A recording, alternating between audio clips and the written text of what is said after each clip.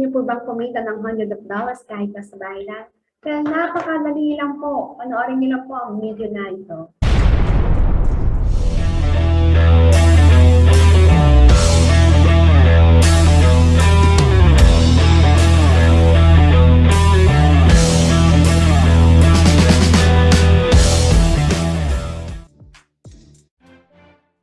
Hi mga Momshies and Popshies! Gusto po kayo. Welcome back to my channel. Kaya nandito po tayo muli sa another episode. Tutorial ko kung paano kumita ng $100 kahit nasa bahay lang. Pero bago po tayo magpatuloy, kayo po ay bago sa aking channel, please consider na mag-subscribe po. Like at mag-comment na po kayo sa mga videos na gusto niyo po pong mapanood po sa mga susunod na araw. So for today's video, ang ituturo ko po ngayon kung paano po kumita ng 15,000 to 20,000. So napakadali lang po gamit ang Canva, no?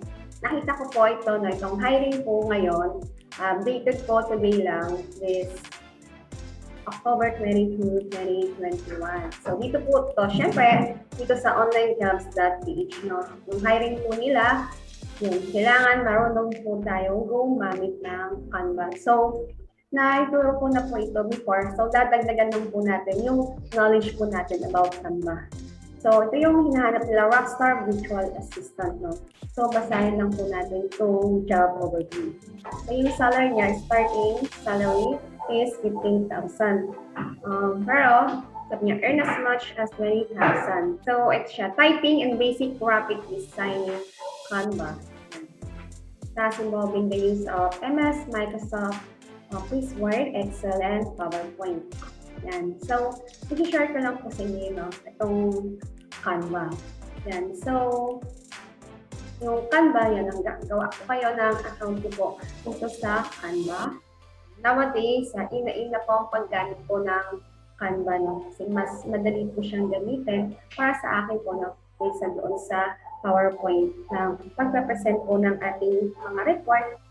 Yan, kapag nakapag-login na po kayo or nakapaggawa na po kayo ng account nyo rito sa Canva, no, makikita nyo po dito, no, ito yung recommended for you, kung ano yung gagamitin nyo, kung saan yung gagamitin. For example, ang gagamitin nyo for your presentation, na nasa work, poster, Instagram post, logo, pwede yung flyer.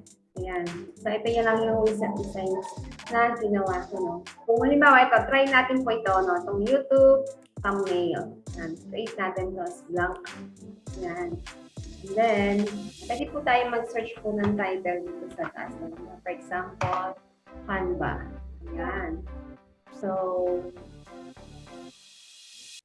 nakikita nyo na may mga suggested na photos po dito sa Canva, no? Free, yan.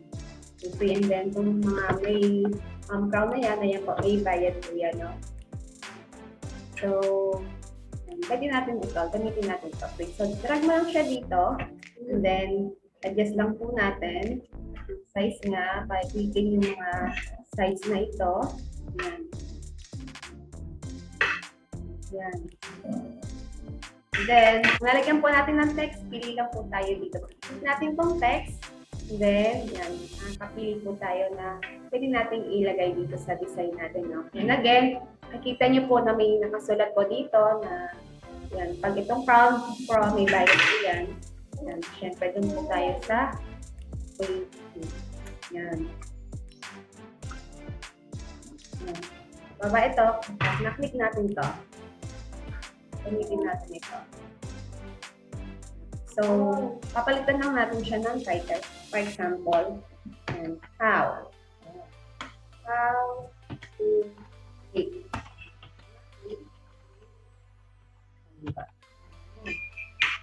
Ganito, burahin na natin ito. Click na lang dyan, then click, delete, and then adjust natin ito. Pwede natin ilagay dito. Test lang natin. Ito, pwede na rin po natin i-delete yan. Ano naman natin kailangan. Dadrag lang natin. And then, yan.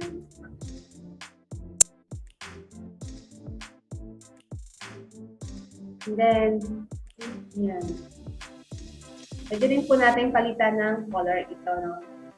Punta tayo dito. Nakita niyo itong letter A na mayroong different colors. And, pili po tayo ng colors na gusto natin. Ayan. Pwede. Ayan. Nakita po natin na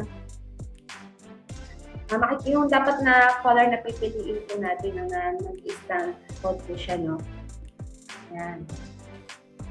So, pwede rin tayo maglagay ng photos po natin dito, no? So, click natin itong upload and then click natin upload picture.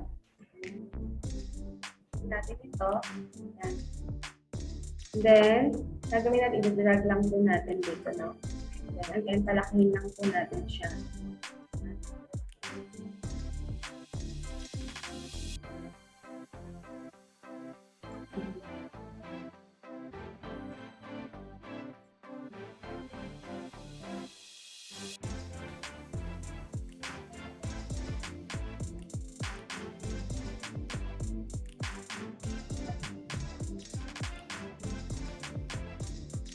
Yan. So, tipid lang natin ito para ma-adjust.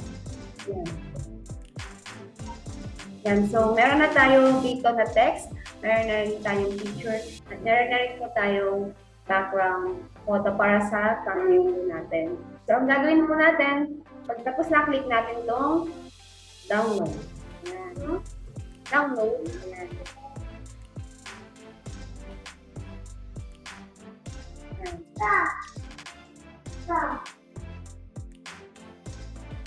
So, pwede na tayo.